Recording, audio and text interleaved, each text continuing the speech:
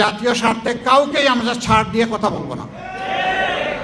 70 ভাগ মানুষ যারা ভোট দিতে গিয়েছিল তাদের প্রায় 70 ভাগ, 68 ভাগের ঊর্ধ্বে তারা সংস্কারের পক্ষে রায় দিয়েছে। ওই পাকিস্তান বাহিনী ভোটের অধিকার স্বীকার করে নাই বলে তাদেরকে চড়া মূল্য দিতে হয়েছিল। আজকেও যদি সেই পুরানা কায়দায় চিন্তা করা হয় জনগণের ভোটকে অস্বীকার করার, অগ্রাহ্য করার, অপমান করার, তাহলে দেশবাসীকে অপমান করার খেসারত গোনার জন্য তৈরি থাকতে হবে। আমি আমার বক্তব্যের সূচনায় এই মহান দিবসকে সামনে রেখে প্রিয় দেশবাসী এবং প্রবাসে অবস্থানরত সমস্ত বাংলাদেশি ভাই বোনদেরকে স্বাধীনতা ও জাতীয় দিবসের আন্তরিক শুভেচ্ছা জ্ঞাপন করছি। গভীর শ্রদ্ধা নিবেদন করছি 71-এর মহান মুক্তিযুদ্ধে বুক চিতিয়ে এই দেশবাসীর অধিকার আদায়ের জন্য যারা লড়াই করেছিলেন, যারা নিহত হয়েছিলেন, আল্লাহ তাদেরকে শহীদ হিসাবে কবুল করুন। যারা আহত ও পঙ্গুত্ব বরণ করেও হার মানেননি, আল্লাহ তাআলা দুনিয়া এবং আখিরাতে তাদেরকে উচ্চ মর্যাদা দান করুন। প্রিয় দেশবাসী, স্বাধীনতা একটা জাতির কত বড় সম্পদ এটা স্বাধীন জাতি বুঝে না, পরাধীন জাতি এটা বুঝে। আমাদের পূর্বপুরুষেরা 190 বছর যখন স্বাধীনতা হারিয়ে গোলামির জিঞ্জিরে আবদ্ধ ছিলেন, তারা তখন অনুভব করেছিলেন স্বাধীনতা কি জিনিস। তাদের এই আন্তরিক আকুতি, তাদের সংগ্রামী প্রয়াস, তৎকালীন নেতৃবৃন্দের বিচক্ষণতা, দূরদর্শিতার ফলে আমরা একটা দেশ পেয়েছিলাম। আমাদেরকে আশ্বস্ত করা হয়েছিল লর্ড কেলেঙ্গে পাকিস্তানের নামে যে এই দেশে কোনো ধরনের বৈষম্য থাকবে না, ন্যায় বিচার কায়েম হবে এবং মানুষ একটি স্বাধীন দেশের নাগরিক হিসাবে সম্মানের সাথে বসবাস করবে। এ লক্ষ্য অর্জিত হয়নি, পদে পদে লঙ্ঘিত হয়েছে, যার কারণে 71-এর মুক্তিযুদ্ধ অনিবার্য হয়ে উঠেছিল। তবে হ্যাঁ, এই যুদ্ধের আগে একটা সাধারণ নির্বাচন হয়েছিল, একটা মার্শাল ল গভর্নমেন্টের আন্ডারে। ওইটাও কোনো সংবিধানের আন্ডারে হয়নি। মার্শাল ল যখন জারি থাকে, সংবিধান তখন সাসপেন্ড থাকে। সামরিক ফরমানের মাধ্যমেই হয়েছিল। কিন্তু জনরায়কে পাকিস্তানি শাসক গোষ্ঠী এবং সামরিক বাহিনী তারা সম্মান দেখাতে ব্যর্থ হয়েছিল। বরঞ্চ জনরায়কে অগ্রাহ্য করে বিপুল জনমানুষের আকাঙ্ক্ষাকে তারা গুলি আর বুলেট দিয়ে, ব্যানর দিয়ে তারা দমিয়ে রাখতে চেয়েছিল। নির্বিচারে মানুষ খুন করেছে, মানুষের ইজ্জত লুণ্ঠন করেছে, সম্পদ ধ্বংস করেছে, দেশকে পোড়ামাটির দেশে পরিণত করেছে। কিন্তু সকল নির্যাতন চালিয়েও মানুষের আকাঙ্ক্ষাতে তারা দমিয়ে রাখতে পারেন।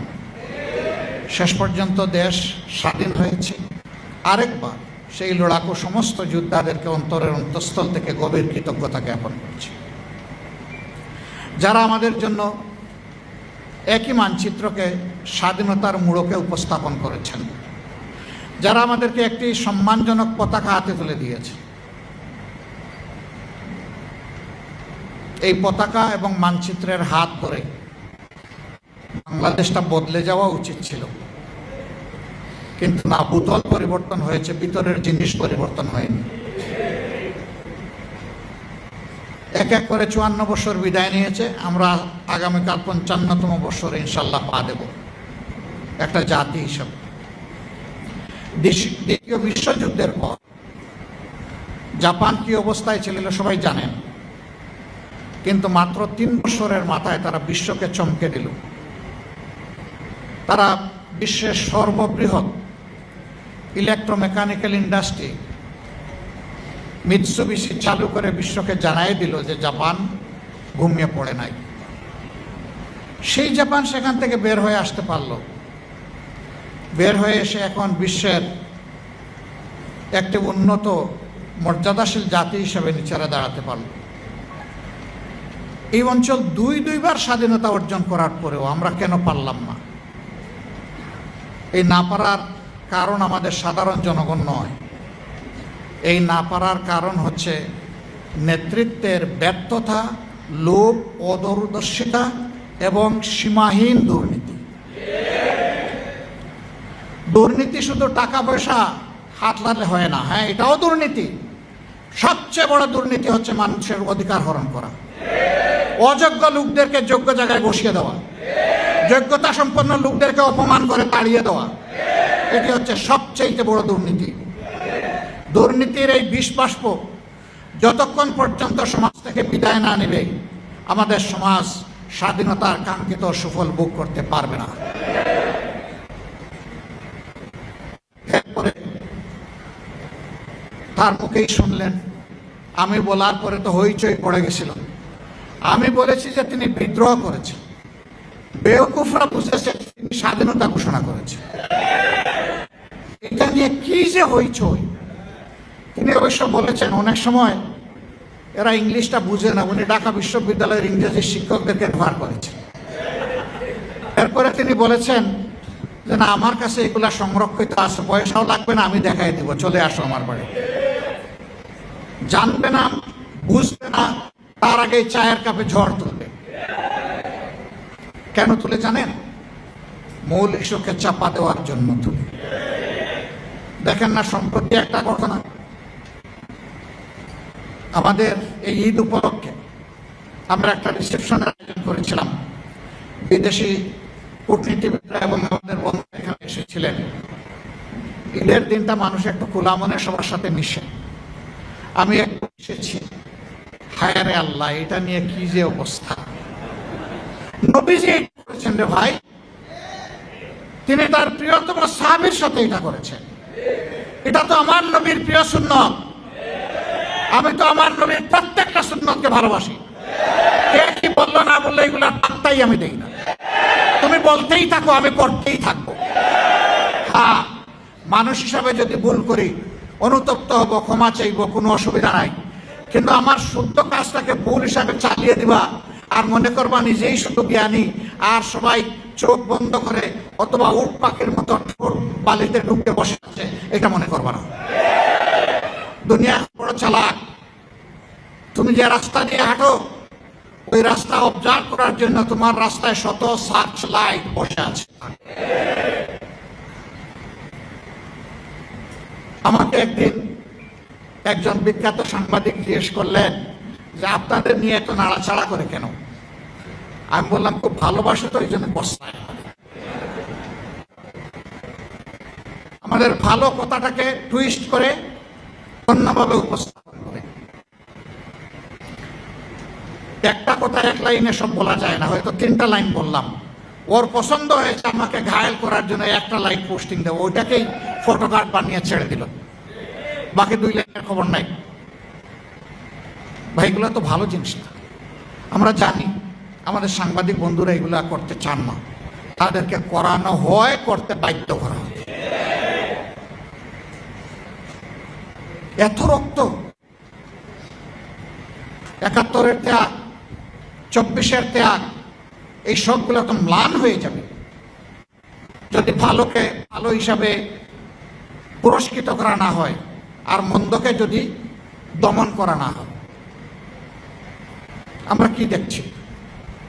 আমরা দেখছি পরিবর্তিত বাংলাদেশ।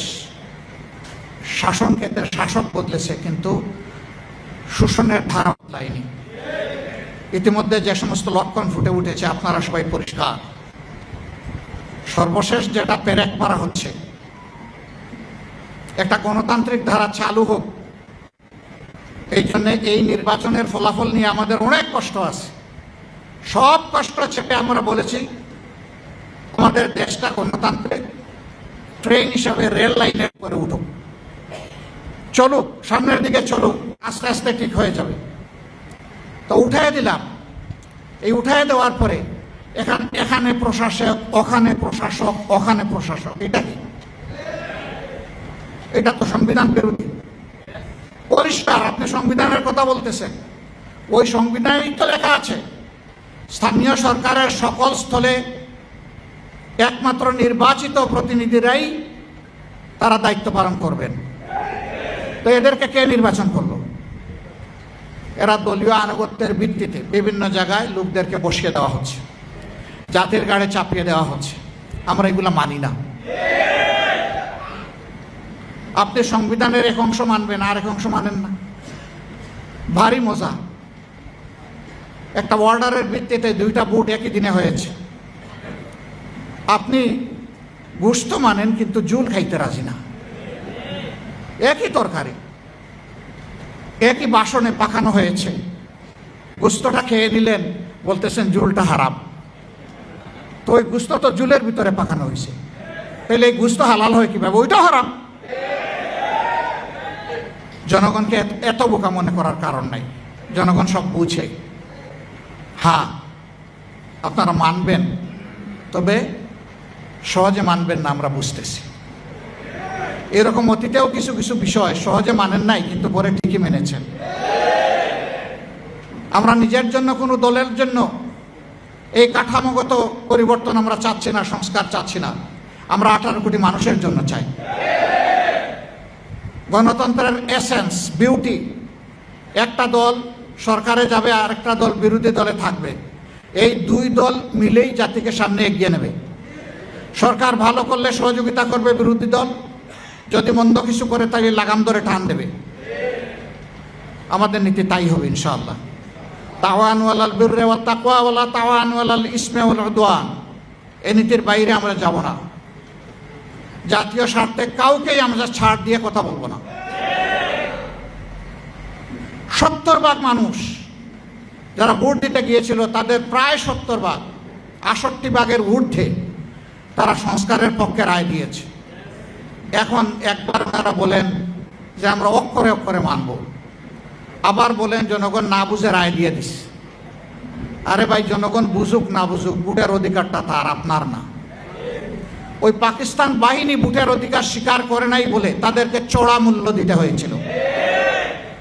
আজকেও যদি সেই পুরানা কায়দায় চিন্তা করা হয়, জনগণের ভোটকে অস্বীকার করার, অগ্রাহ্য করার, অপমান করার, তাহলে দেশবাসীকে অপমান করার খেসারত গোনার জন্য তৈরি থাকতে হবে। যেই দেশবাসী রক্ত দিয়ে ফ্যাসিবাদ হটানোর রাস্তা চিনে ফেলেছে, এই দেশবাসীকে আর দমানো যাবে না। কি দিয়ে দমাবেন? ফাঁসি তৈরি আছে। কি দিয়ে দমাবেন? গুলি করবেন, তৈরি আছে। কি দিয়ে দমাবেন? আবার আয়নাঘর কায়েম করবেন, তৈরি আছে। কিন্তু বলে দিচ্ছি, ওই জীবনের বিনিময়ে সব ফাঁসি, এই ধরনের মতলবী বিচার ব্যবস্থা এবং আয়নাঘর সব গুড়িয়ে দেওয়া হবে ইনশাআল্লাহ। আর এগুলো কায়েম করতে দেওয়া হবে না। জনগণের অধিকারের সাথে যারাই সিনেমিনি করবে, তাদের সাথে আমরা কোনো আপোষ করব না। জাতীয় জীবনে আমরা এখন একটা গুরুত্বপূর্ণ জায়গায় আছি, খুবই জটিল জায়গায় আছি। সাম্প্রতিক যুদ্ধের কারণে গোটা বিশ্ব অস্থির, অর্থনীতি অনেক দেশের ভঙ্গ হয়ে পড়েছে। জ্বালানির অভাবে অনেক দেশ খুঁড়িয়ে খুঁড়িয়ে আসছে। অবশ্য আমরা জ্বালানিতে খুবই সমৃদ্ধ, কারণ আমাদের মন্ত্রী মহোদয় বলেছেন কোনো কিছুর আমাদের অভাব নাই। এই অভাব না থাকার কারণেই কয়েক কিলোমিটার একটা পাম্পের সামনে এখন সারি সারি লাইন। তো অভাব নাই তো এত লম্বা লাইন কেন? আজকেও আমি বিভিন্ন ইন্ডাস্ট্রি মালিকদের সাথে কথা বলেছি। আচ্ছা, বুঝলাম গাড়ি চলবে না, না হয় হাঁটলাম। তো ইন্ডাস্ট্রি যদি না চলে, তাহলে এই দেশ চলবে কিভাবে? সেই ইন্ডাস্ট্রির চাকা ঘুরতে হলেও তো আমার জ্বালানি লাগবে। এ পরিস্থিতি সৃষ্টি হওয়ার সাথে সাথে বলেছিলাম বিকল্প সন্ধান করুন। আজকে বলবো সংকীর্ণতা থেকে বের হয়ে আসুন। এটা সরকারের একার সমস্যা নয়, এটি 18 কোটি মানুষের সমস্যা। এটা শুধু বাংলাদেশের সমস্যা নয়, এটা গ্লোবাল প্রবলেম।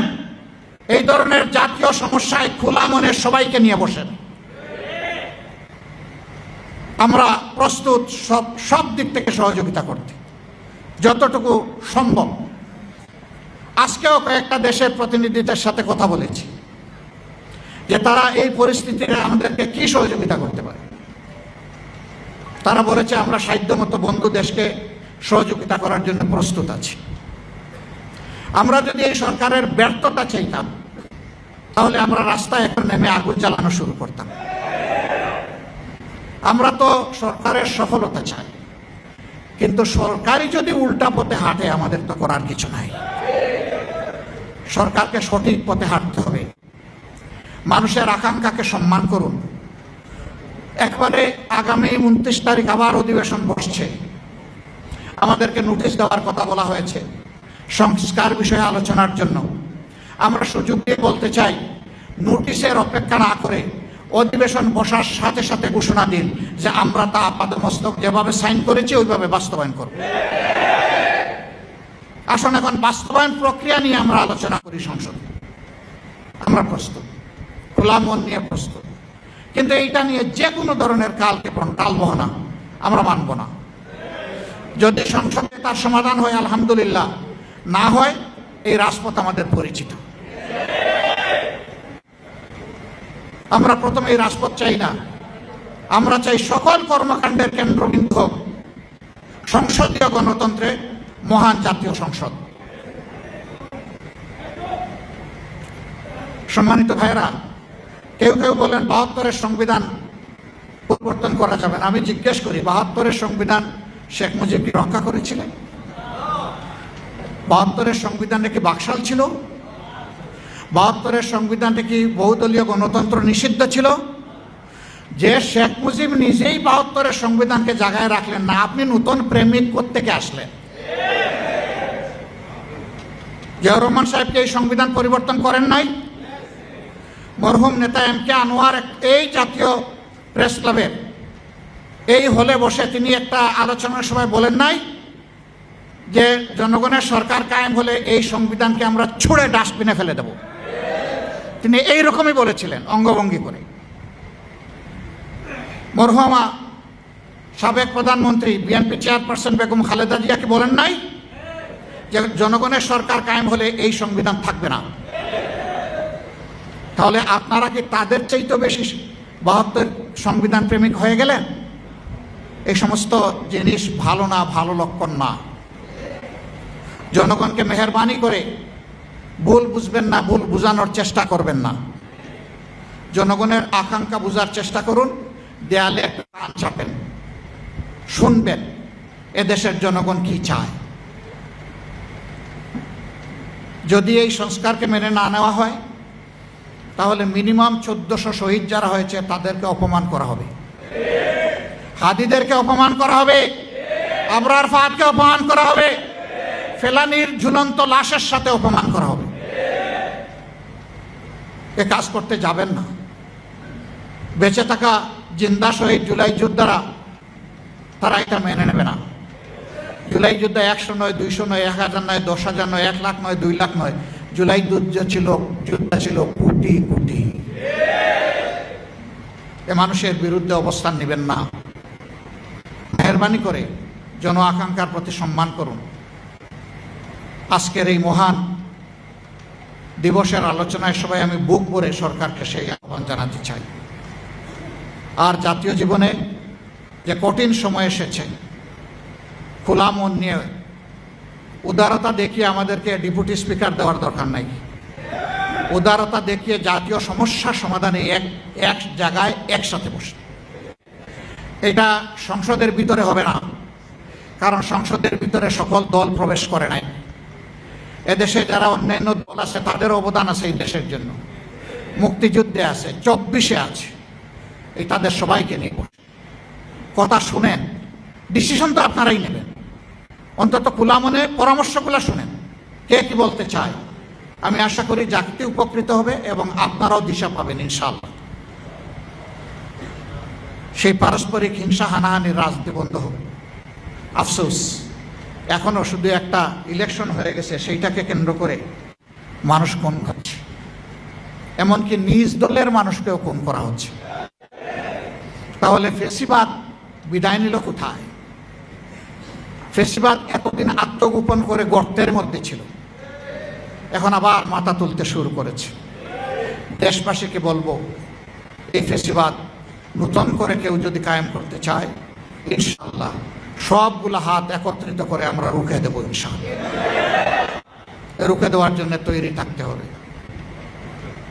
আল্লাহ রাব্বুল আলামিন প্রিয় দেশকে হেফাজত করুন, আমাদের স্বাধীনতাকে আল্লাহ অক্ষুণ্ণ রাখুন, আমাদের বীরদেরকে, সকল পর্যায়ের বীরদেরকে আল্লাহ সীমাহীন মর্যাদা দান করুন। প্রিয় দেশের জনগণকে অধিকারের পক্ষে সজাগ থেকে অধিকার আদায় না হওয়া পর্যন্ত লড়াই চালিয়ে যাওয়ার তৌফিক আল্লাহ তাআলা দান করুন। সবাইকে অসংখ্য ধন্যবাদ। আল্লাহ তাআলা আপনাদের সবাইকে সুস্থ রাখুন। প্রিয় দেশবাসী এবং প্রবাসে অবস্থানরত ভাই ও বোনেরা, সবার প্রতি আরেকবার শুভেচ্ছা জ্ঞাপন করে আমার বক্তব্য শেষ করছি। আল্লাহ হাফিজ। বাংলাদেশ জিন্দাবাদ, বাংলাদেশ জামাত ইসলামী জিন্দাবাদ, বাংলাদেশ অমর হোক। আসসালামু আলাইকুম ওয়া রাহমাতুল্লাহ।